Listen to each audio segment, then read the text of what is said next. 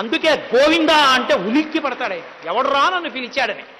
స్వామి నువ్వు ఉన్నావు అని నమ్మి వస్తున్నాను, అందుకే అడుగుడుగు దండాలవాడు. ఎక్కడ చూడండి గోవిందా గోవిందా అంటారు.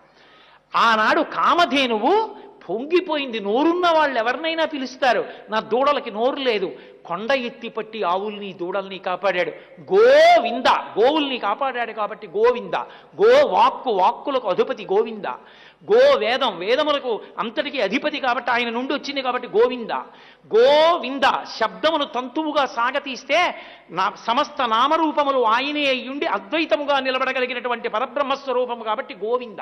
ఇన్ని నామముల చేతది గోవింద కాబట్టి అటువంటి గోవింద. మీరు చూడండి వెంకటాచలంలో ఉన్నటువంటి గోవింద నామం శంకర భగవత్పాదులు ప్రచారం చేశారు. భజ గోవిందం భజ గోవిందం గోవిందం భజమూఢమతే అని గోవిందనామాన్ని ప్రచారం చేసిన మహాపురుషులు శంకర భగవత్పాదులు.